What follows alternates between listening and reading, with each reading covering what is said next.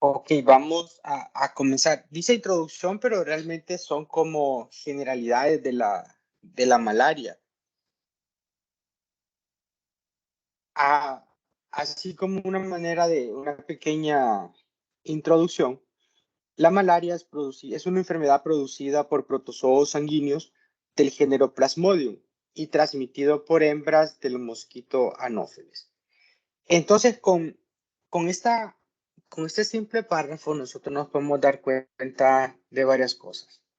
Una, que es una enfermedad transmitida por vectores, en este caso, hembras del mosquito Anopheles.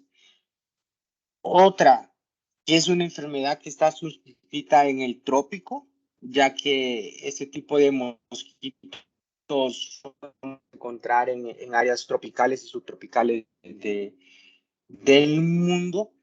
Y tercera, que por ser un protozoo sanguíneo y perteneciente a los apicomplexa, va a ser intracelular obligado. Entonces son tres características muy importantes sobre la malaria, sobre la enfermedad. El protozoo sanguíneo que la produce pertenece al filum de los apicomplexa, por ende es intracelular obligado, pero su célula target van a ser los glóbulos rojos. Entonces vamos a encontrar una transmisión a través de artrópodos. Entonces es muy importante. Es una enfermedad endémica en zonas tropicales y subtropicales del mundo, en donde casi 91 países van a presentar casos. Tenemos más de 200 millones de casos al año y sobre todo tenemos casi 500,000 muertes por año. Eso no es por todas las especies de Plasmodium que hay, sino que la mayoría de estas muertes van a ser producidas por Plasmodium falciparum, que es la especie más virulenta que se encuentra, principalmente por sus mecanismos de virulencia. En América tenemos 21 países infectados que tienen presencia de malaria, desde México hasta Argentina, entonces, y también en el Caribe hay muchos países que presentan casos.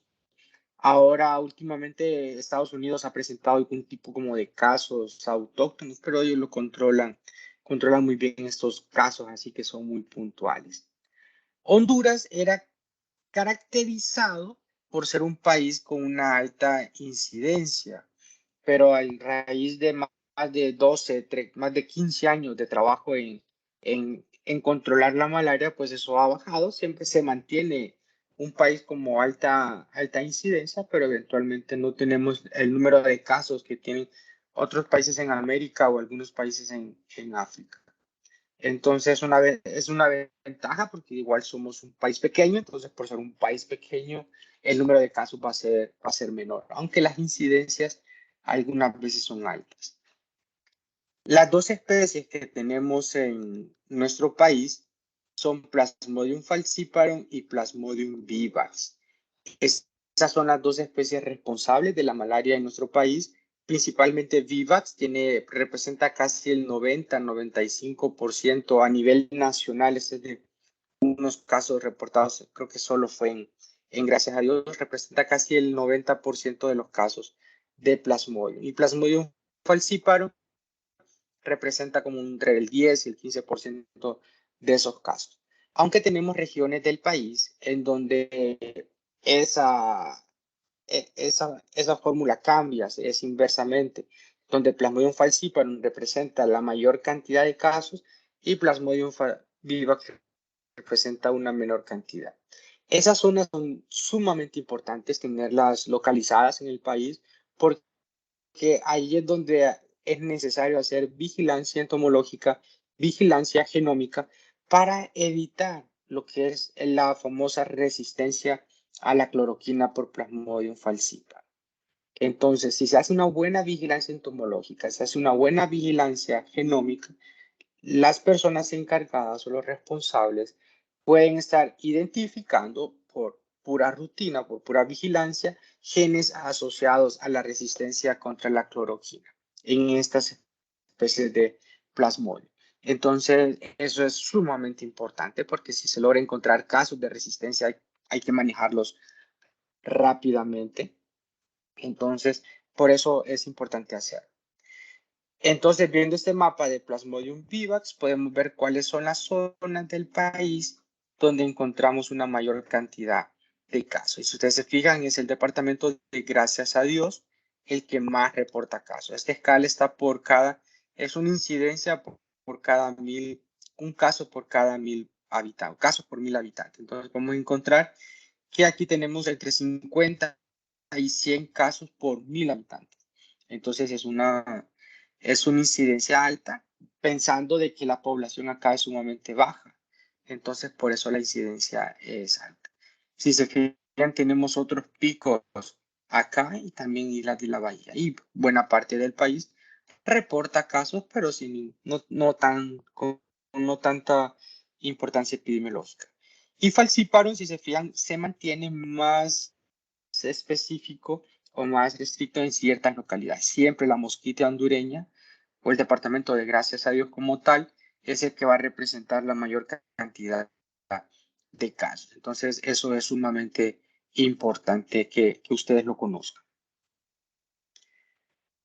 Entonces, pertenecen al filum de los aplicomplexa. Plasmodium vivax es llamada la malaria benigna, es la que predomina en Honduras. Plasmodium falciparum es una malaria letal como tal, así se le denomina. Plasmodium malaria, una cuartana. Plasmodium ovale es similar a la malaria benigna, similar a vivax. Y noblesi es una malaria que se da en los chimpancés, orangutanes y algunos primates no humanos, pero que también puede infectar a los humanos, pero van a ser cuadros mucho más leves, no van a ser cuadros tan severos como los que son Plasmodium falciparum o Plasmodium vivax. En nuestro país solamente tenemos las dos primeras especies, son las que predominan y son las que se mantienen circulando en todo el país. Plasmodium va a tener dos huéspedes que involucra en su ciclo de vida, una hembra Anopheles. Y aquí es importante recalcar que esta hembra Anopheles tiene ciertos comportamientos importantes. Estos comportamientos importantes es que no la vamos a encontrar dentro de los domicilios, sino que le gusta más la vida experidomiciliar.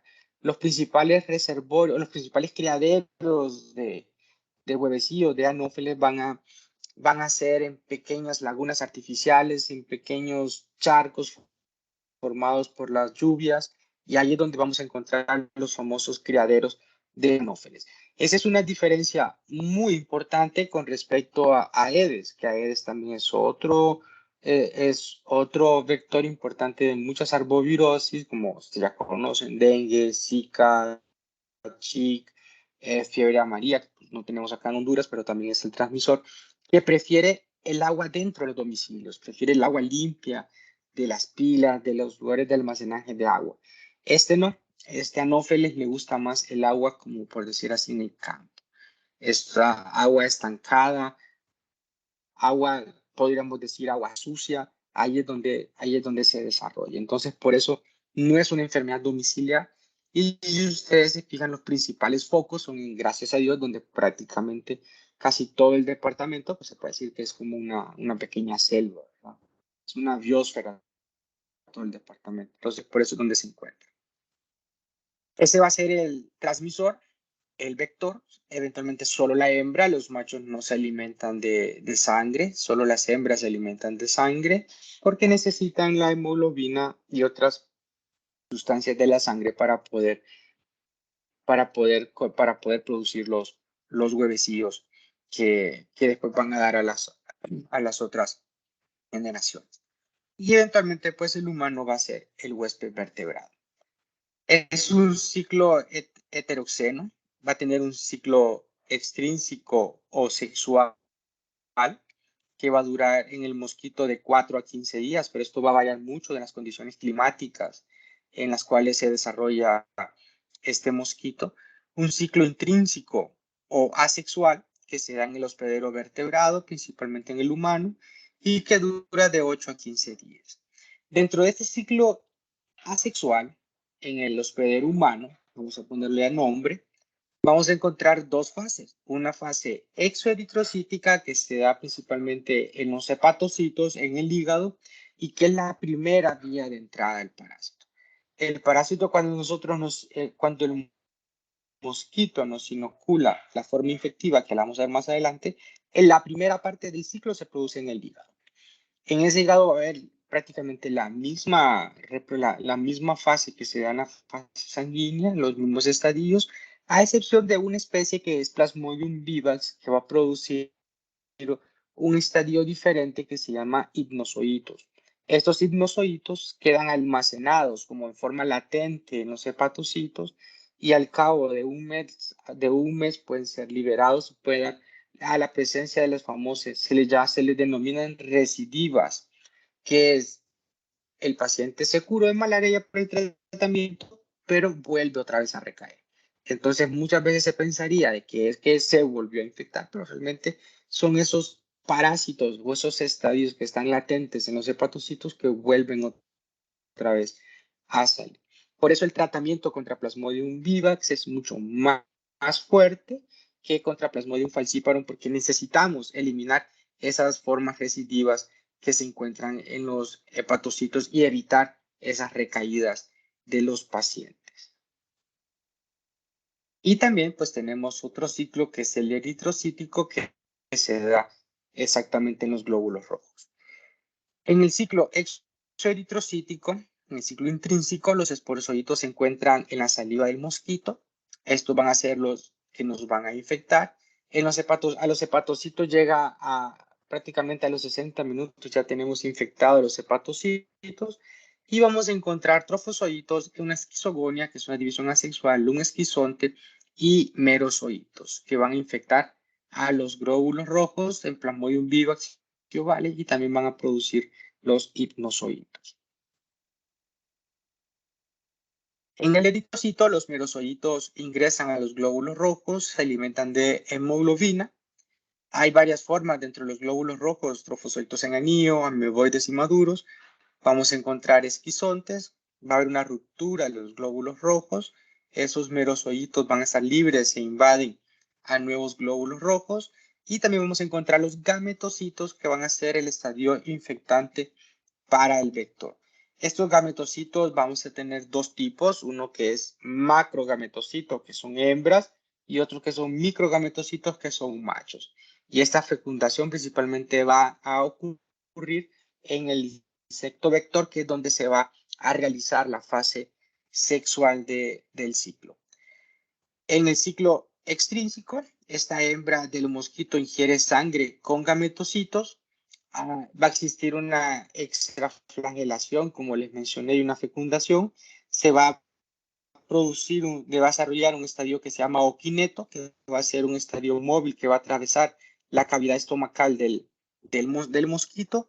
Luego se produce un oquiste y por último los esporozoitos que van a ser el estadio infectante para el vertebrado. Entonces, si en el examen les pregunta cuál va a ser el estadio infectante para el huésped vertebrado, ustedes tienen que colocar los esporozoitos. ¿Cuál va a ser el estadio infectante para el mosquito? Tienen que colocar los gametocitos. Nada de macrogameto o microgameto, los gametocitos. O los estadios sexuales sanguíneos, como vamos a ver más adelante. Este es el ciclo, pero lo voy a dejar para el miércoles para explicar los dos ciclos de tanto de los apicomplexos intestinales como de este ciclo para tener toda una hora, 30 minutos para explicar cada uno y así poder avanzar con la clase del día de hoy. ¿Cuáles van a ser los efectos clínicos que van a ocurrir en este ciclo sanguíneo?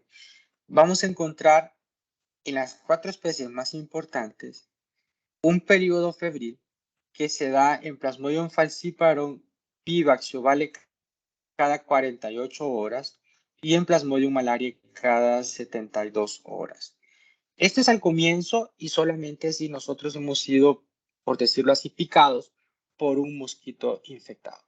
Si solo nos picó un mosquito infectado cada 48 horas, voy a tener picos de fiebre. Esos picos de fiebre se dan cuando los esquizoontes en la esquizogonia se revientan, entonces ahí donde se produce esa fiebre. Entonces, eventualmente, si yo hoy fui picado por un mosquito, mañana fui picado por otro mosquito infectado, pasado por otro mosquito infectado, prácticamente todos los días voy a tener fiebre, ¿no? O va a llegar un punto en donde se van a sincronizar estos efectos y así se vuelve a mantener la fiebre cada de este tiempo.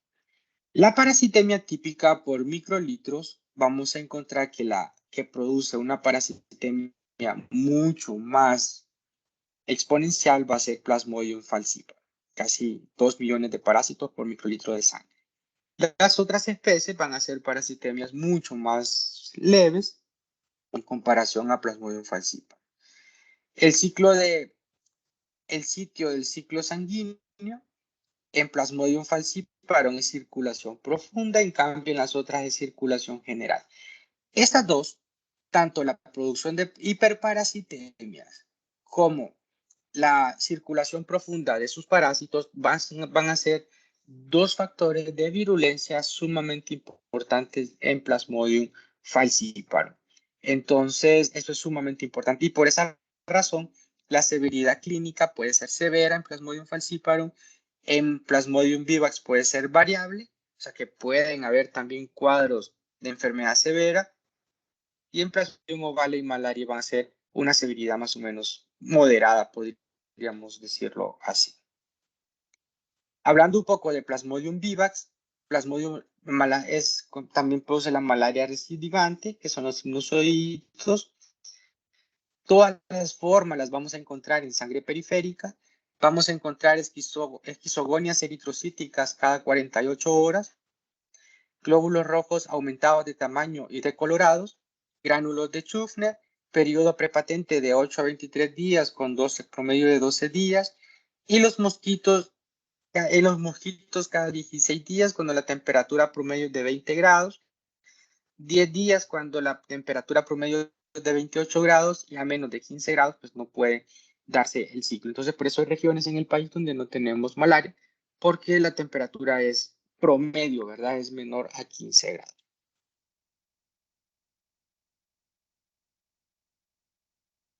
Las manifestaciones clínicas vamos a encontrar un ataque primario con síntomas prodrómicos, un malestar general, un dolor de cabeza, una fotofobia, un dolor muscular, anorexia, náuseas y vómito. Al principio la fiebre puede ser irregular, pero luego se sincronizan las esquizogonias, como les mencioné, y se presenta lo que es el ataque malárico, donde vamos a encontrar primero escalofrío, posterior fiebre, sudor y apirexia. Apirexia es la ausencia ya de la fiebre. Entonces eso es sumamente importante. Y este es conocido como el paroxismo malárico y tiene que ir en este orden. Si en el examen les preguntan, son las formas o es las manifestaciones clínicas, son los signos clínicos del paroxismo malárico y les ponen fiebre, sudor, escalofrío y apirexia, está mal. Tiene que ser en este orden. Si no está en este orden, aunque incluyan las 4, va a estar mala la respuesta. Entonces es importante que esto lo tomen o lo coloquen de esta manera. Primero comienza con escalofrío, luego sigue fiebre, sudor y apirexia. En el paroxismo, los merosocitos y los detritos celulares tóxicos y hemoglobina liberados por los hematíes rotos. Por eso se le denomina el famoso paroxismo malárico. Esto simplemente es para ver cómo se van sincronizando las fiebres. El paroxismo completos, la fiebre, el frío va a ser de 15 a 2 horas, 15 minutos a 2 horas, una fiebre de 2 a 6 horas, una sudoración de 2 a 4 horas y una pirexia más o menos de 48 horas en donde no vamos a tener ningún síntoma y luego vuelven otra vez a comenzar los síntomas. Y es sumamente, no sé si a algunos de ustedes les ha dado malaria, pero los pacientes con malaria, el único momento en donde se sienten mal es en este momento con la fiebre. Luego que pasa la fiebre, ya el paciente como que regresa otra vez a sus actividades normales. Eventualmente, ya en este momento posterior a la fiebre, cuando ya comienza la fase, ya se ha dado la fase esquizogónica, donde todos esos esquizontes se han rotos, ya vamos a tener la formación de gametocitos. Y cuando tenemos esa formación de gametocitos después prácticamente de del primer paso, del primer ciclo de paroxismo malárico, ya estos vertebrados se vuelve un reservorio para los mosquitos anófeles. Ya los mosquitos pueden, si los alimentan de la sangre de este individuo infectado, se puede infectar con gametocitos y otras y seguir manteniendo el ciclo así por mucho tiempo. Vamos a encontrar esto, es un dato interesante, cómo está la diversidad de Plasmodium vivax en un artículo que fue publicado, si no me equivoco, en el 2018, 2019, si no me equivoco, no sé cómo está la referencia puesta ahí completa. Entonces, simplemente ver cómo es la diversidad. Y en Honduras, pues tenemos, en toda América prácticamente tenemos una diversidad muy homogénea en todo lo que es referente a Plasmodium vivax con respecto a lo que sucede, por ejemplo, en el África o lo que sucede en el suroeste asiático. Entonces, que cambia un poco la razón de la evolución de Plasmodium vivax. Eventualmente aquí solo para mostrar en Plasmodium, en las especies de Plasmodium vivax del África, prácticamente podemos decir que fue donde nació la malaria, que ahí donde están los genes más ancestrales de Plasmodium vivax. Y luego, pues me imagino que fue en aquel momento, si ustedes saben un poco, seguro saben mucho más de esto que yo, América estaba pegado acá al África y también Oceanía estaba pegado a Asia. Entonces, este punto de acá de Brasil, que de hecho se llama Bucios, estaba pegado en África, pertenecía al África. Y me imagino que creo que fue como 200 millones de años que se separaron, no recuerdo qué periodo fue eso geológico, se separaron, entonces probablemente ahí es donde muchos de estos parásitos que uno dice cómo llegaron del África a América, probablemente fue en ese momento que América todavía pertenecía al África, que fue donde se separó, cuando se separó, que todos estos parásitos y muchos microorganismos ya estaban en América. Entonces es más o menos como el origen de lo que es Plasmodium vivax principalmente, que es lo que realmente pues, se ha estudiado. Con respecto a la diversidad genética, en Honduras es una diversidad genética alta, podríamos decir. O sea, hay una diversidad genética en Plasmodium vivax y podemos falciparum que es alta, no es baja, pero tampoco llega a niveles importantes como sucede en el África. Y por esa razón, dado que esa diversidad no es tan alta, es que todavía no hemos encontrado esa resistencia natural a los medicamentos producida por los mismos parásitos. Entonces, todavía pues tenemos esa suerte de que nuestros parásitos van a ser muy susceptibles al tratamiento. Entonces, eso es muy bueno porque el tratamiento es sumamente caro perdón, el tratamiento es sumamente barato para la malaria no benigna como tal, pero para una malaria o con un parásito resistente a los medicamentos, el tratamiento es exageradamente caro. Entonces, así como sabemos cómo son las condiciones de nuestro país, entonces, si tuviéramos malaria resistente a los medicamentos, probablemente no tendríamos tratamiento para esas personas. Y ustedes ya lo saben, es una mala malaria, aunque ya no se toma como una enfermedad desatendida, porque hay mucho dinero que se ha invertido en malaria, hay muchos fondos que vienen del extranjero para malaria. Las zonas donde se da malaria, pues todavía siguen siendo zonas muy pobres. Entonces, de nada sirve de que solo traten a la malaria e inviertan tanto dinero en la malaria si las comunidades no se desarrollan. Creo que desarrollando las comunidades evitamos no solo malaria, sino que otro montón de enfermedades. Entonces, creo que la estrategia no ha sido del todo bien aplicada en esta zona, porque sí se trabaja en malaria, se reduce malaria, pero las otras enfermedades igual se mantienen. Entonces, Son acciones demasiado puntuales. Con respecto a Plasmodium falciparum, se le ha denominado antes del COVID eventualmente, ¿verdad? Estos términos se utilizaban antes del COVID como el mayor asesino de la humanidad. Porque principalmente en el África mata muchas personas.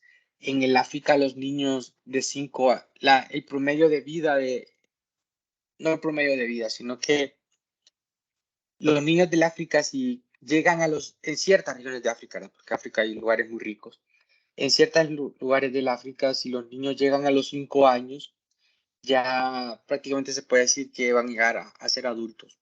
Pero antes de los 5 años es cuando ellos tienen una gran cantidad de carga de enfermedades que los puede llevar a la muerte. Y una de estas enfermedades, o una de las más importantes, pues es la malaria. Porque en estas zonas casi el 85% de los casos son producidos por malaria por Plasmodium falciparum. Y no solo así, sino que Plasmodium falciparum también resistente a los medicamentos. Entonces tienen una combinación de muchas enfermedades, incluidas tuberculosis, la enfermedad del sueño, VIH, estos niños, y otros tipos de enfermedades, desnutrición, que conllevan a que si antes de los 5 años ellos tienen mucho chance de poder morir. Entonces los casos graves y severos y fatales son debido al bloqueo de los capilares por grumos de eritrocitos infectados, que como les mencioné es un factor de virulencia de Plasmodium falciparum. Sin la necesidad de producir hipnozoitos, al cuarto día de infección ya hay esquizontes hepáticos. Entonces es muy rápida la reproducción. Y las formas de trofocito en anillos muy pequeñas y varios por eritrocito.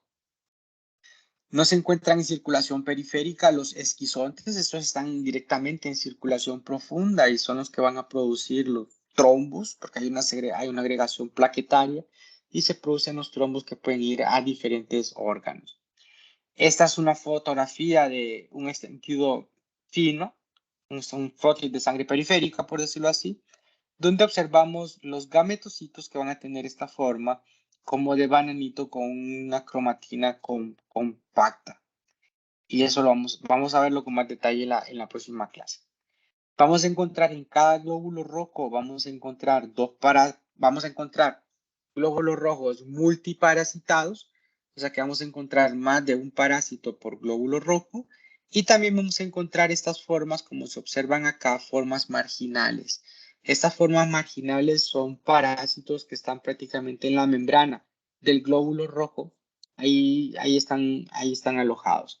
Esto solo lo podemos observar en el extendido fino, porque el gol estándar, como vamos a ver más adelante, para la malaria es la gota gruesa, y en la gota gruesa no logramos observar estas formas de glóbulos rojos multiparasitados, porque la gota gruesa, la finalidad son 60 capas una sobre otra de glóbulos rojos, y el colorante que utilizamos, que es el Giemsa, destruye los glóbulos rojos.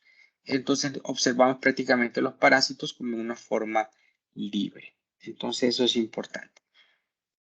A las 24 horas, como les dije, los trofosocitos desaparecen de circulación al ser secuestrados en los capilares de órganos internos donde se pueden producir los trombos, tanto en el cerebro, corazón, placenta, vaso, intestino o médula ósea. Los glóbulos rojos parasitados se vuelven pegajosos formando trombos. Los glóbulos rojos mantienen su tamaño normal. En Plasmodium vivax aumentan hasta 2 veces de tamaño y podemos observar estas estructuras acá. Estos gametocitos y estos trofozoitos pequeños, pero una gran cantidad de trofozoitos en los glóbulos rojos. Invaden todo tipo de glóbulos rojos con una parasitemia prácticamente hasta el 50%. Los paroxismos maláricos no son tan marcados, pero incluye fiebre, en niños puede ser más de 40 grados, dolor de cabeza, dolor de espalda, anorexia, náuseas y vómitos, postración, confusión mental y ansiedad. Y en niños, pequeñas convulsiones, hígado y vaso palpables y dolorosos. Las complicaciones, principalmente la malaria cerebral, se da hasta el 2% de los casos. Los síntomas, el 80% es repentino y vamos a encontrar todas estas manifestaciones que pueden ser debido a una malaria cerebral por Plasmodium falciparum. En el embarazo también hay complicaciones de doble frecuencia. Hay abortos en el 30% ocurre en la primera mitad del embarazo, nacimientos con niños prematuros y niños de bajo peso, pero sin ninguna malformación. Entonces, eso pues es algo bueno que aún así sucede. Vamos a encontrar una inmunosupresión en la segunda mitad del embarazo, parasitemias altas, una toxemia grávida, preeclampsia y eclampsia, esto es lo que le puede pasar a la madre, y el niño puede nacer con malaria. Entonces, eso también es importante pues tenerlo en cuenta. Eventualmente, o sea, hay tratamientos también para los niños. El tratamiento, nuestro tratamiento de oro es la cloroquina, que es usada de los finales de los años 40. Imagínense toda la presión que ha tenido este tratamiento sobre los parásitos y que se abusa de este tratamiento. Y con lo del COVID se abusó más porque la cloroquina se le daban que tenía efectos mágicos contra el COVID. Entonces, mucha gente que yo conozco también utilizaba cloroquina todos los días y creo que todavía siguen usando cloroquina. Eventualmente, si vivimos en una zona que no es endémica a la malaria, pues podemos decir que no pasa nada. Pero si esas personas toman tanto medicamento en zonas endémicas a la malaria, ellas mismas están metiéndole mucha presión natural al parásito y probablemente en algún momento algún parásito va a expresar esos genes de resistencia y va a poder evadir los mecanismos de acción de la cloroquina y va a comenzar a replicarse. Entonces, por eso es importante este tratamiento. Es un esquizonticida sanguíneo, calma el ataque malárico, no afecta las formas hepáticas ni sexuales y causa pues problemas gástricos y en las comunidades le llaman la pastilla amarga porque es extremadamente amarga, pero es increíble ustedes cómo ven un paciente postrado por malaria en el momento de la fiebre, le dan cloroquina y al cabo de 6, 8 horas, ese paciente ya otra vez está en sus actividades normales. Entonces, tiene un efecto es muy eficaz contra el parásito. En Honduras combinamos cloroquina con primaquina porque la primaquina va a actuar contra los esquizontes hepáticos de Plasmodium vivax y falciparum y también contra los hipnozoitos de Plasmodium vivax. Va a destruir a los gametocitos y tiene efectos secundarios igual gástrico, ¿verdad? Porque es muy fuerte y no indicado en el embarazo. Y también hay otros tratamientos de segunda línea como la quinina, mefloquina, proguanil, pirimetamina y la artemisina. Entonces, ¿cuál es el esquema en Honduras? Cloroquina y primaquina. Dependiendo la especie, va a ser la cantidad, la primaquina es la cloroquina es la misma cantidad para ambas especies, pero la primaquina, cuando es Plasmodium vivax, si no me equivoco, es mayor porque necesitamos destruir esos hipnozoitos que están en el hígado de Plasmodium vivax. Entonces, por eso el esquema de tratamiento cambia un poco. El control tiene que ser un diagnóstico y tratamiento efectivo y oportuno para prevenir las muertes, prevenir la resistencia a las drogas y controlar la morbilidad. El tratamiento preventivo a la embarazada, se les puede dar tratamiento preventivo para controlar la morbilidad. Mosquiteros impregnados con insecticida, principalmente deltametrina, hacen protección contra la picadura, entonces, pero en las comunidades muy endémicas a malaria, pues esto no ocurre. Este es el control de vectores, como les mencionaba. Tiene que hacerse eliminación de criaderos. Este es un criadero formado naturalmente por lluvias, entonces lo que se hace es eliminar estos criaderos para controlar un poco lo que es el vector. Ahora también hay otras maneras están haciendo otras formas de control vectorial que lo que utilizan es que infectan mosquitos con Wolbachia, y la Wolbachia es una bacteria que es un endosimbionte, que, o sea, no produce ninguna enfermedad en el humano. Entonces, evita muchas veces de que estos mosquitos se puedan infectar con estos parásitos, pero eventualmente producir mosquitos infectados con Wolbachia y en estas regiones tan remotas es sumamente complicado. Y el control de insecticidas lo que utilizan es un rociamiento en las viviendas que tiene un mecanismo residual Entonces, como tiene un mecanismo residual, puede durar por un poco más tiempo que solo una fumigación por humo, como le llaman, que es en esa cuando miramos acá, que simplemente no tiene ningún efecto residual. ¿Alguna pregunta, muchachos? ¿Algún comentario?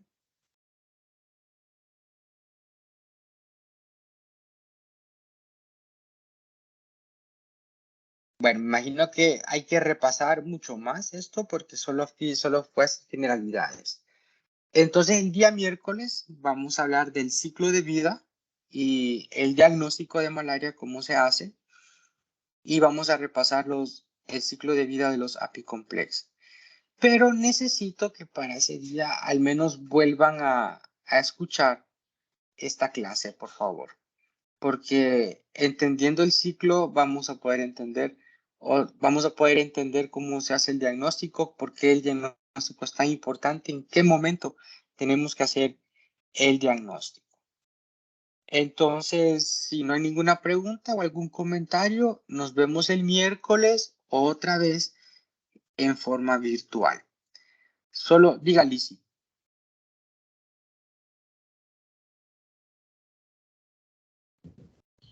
Sí, buenos días, doctor. Fíjese que yo le quería hacer un comentario, pero sobre una de las tareas. ¿Será que podemos hablar un poquito después de terminar la clase? Sí, claro. Ya ahorita puede hablar, ya terminamos. No creo que haya más preguntas. Tenemos todavía 15 minutos. Bueno, es que fíjese que mi comentario sobre el cuestionario, porque fíjese que yo lo realicé a las 11 en punto, pero así me dice que ya no puede estar, que ya no está disponible. Entonces, quisiera saber si pasó algo o es que realmente entré muy tarde, aunque la asignación decía que vencía a las 11:55. Y ya no lo pudo hacer. No, no lo pude hacer. Al momento de que estaba enviando mis respuestas, digamos 11:15, me salía, este formulario ya no está válido, ya no es válido. ¿Será que usted me puede escribir a mi correo informándome eso para yo revisar después de la clase? Está bien, doctor, muchas gracias. Ok. ¿Alguien más? ¿Alguna otra pregunta? Puede ser de las tareas también, no importa. Creo que hay unas Doctor, preguntas de la bueno, infografía. Dígame. no, buenos días. Es que fíjese que a mí me pasó lo mismo. Y era temprano, entonces, no sé. Sí, qué raro, porque pues, está programado. Pues, a veces, no sé si es que se cambia la hora a otra región geográfica y por eso puede suceder eso. Pero bueno, también escríbame y yo lo reviso. Pero puedo aumentarle un día para que lo haga. Vamos a ver, espérenme, tal vez solo acá lo hago. Y puedo ponerlo hoy a las 11:50 que se cierre. Solo déjenme acá yo solo. ¿Cuál cuestionario era? El de los...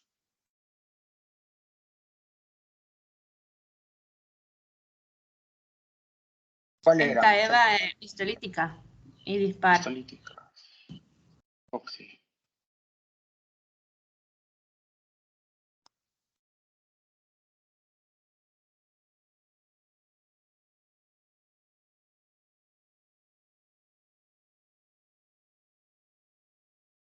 Pero sí me salía que se vencía hasta las 11:45 de ayer. Bueno, vamos a... Ya está habilitado ahorita otra vez.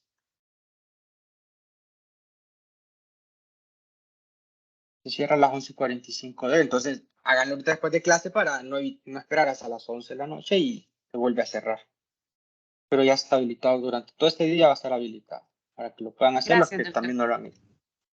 Muchas gracias, Ok. doctor. Bueno. ¿Alguna otra consulta? Puede ser de las tareas, no importa.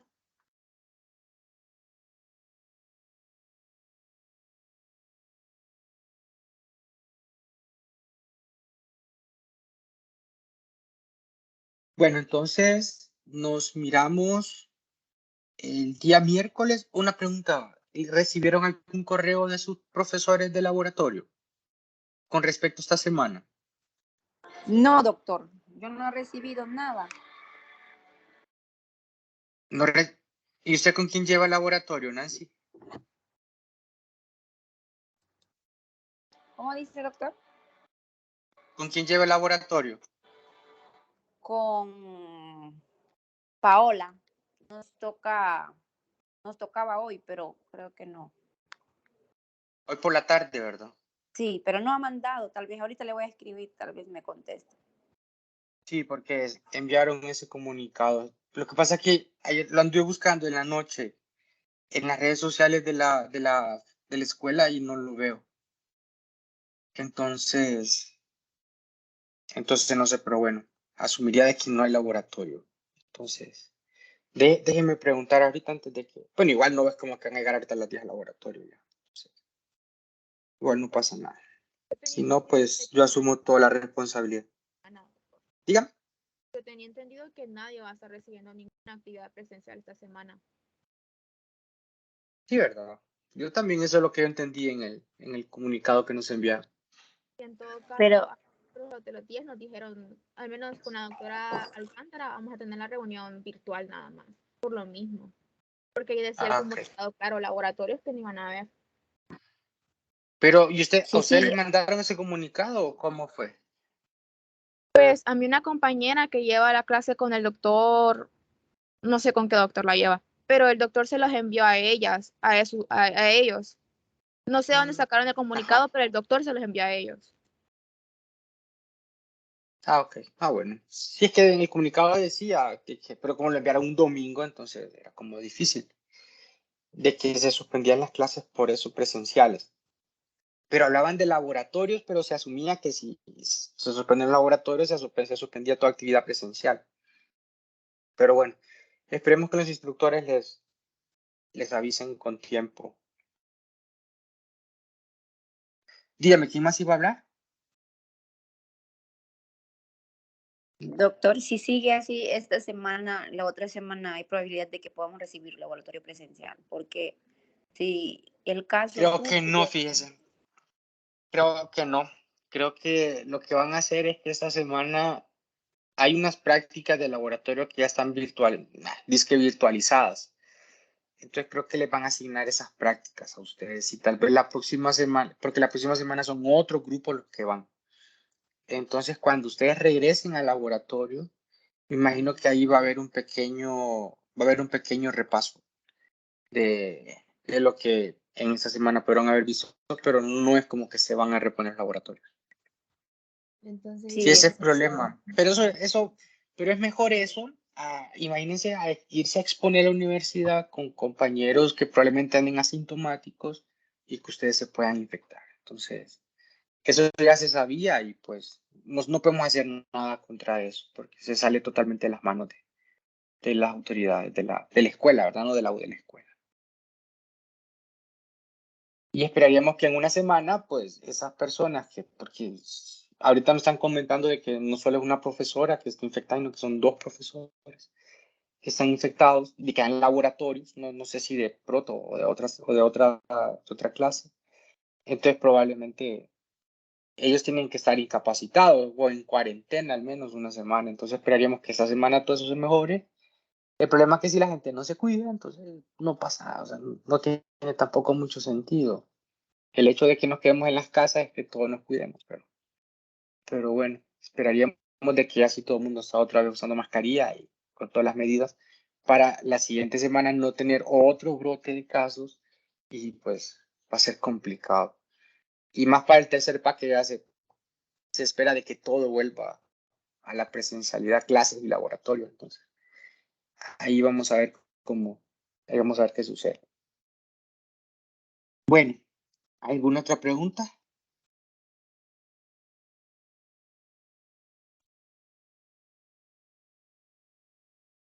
Doctor, con respecto a la tarea que se tenía que entregar ayer, algunos no podemos utilizar el programa que usted había sugerido. Entonces, no tendremos problema los que la subimos utilizando otro programa que no sea el que usted dijo. Ninguno, Jancy. Está bien. Mientras tuvieron la tarea, no importa qué programa. Yo puse ese programa porque es uno de referencia que me pasaron. Yo la infografía la hubiera hecho en PowerPoint. No pasa Ok, nada. gracias.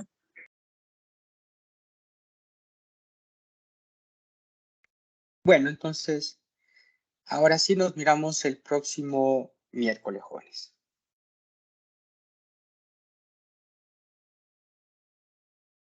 Gracias, doctor. Feliz día. Gracias, Ok, doctor. igual para Feliz día. ustedes. Bueno.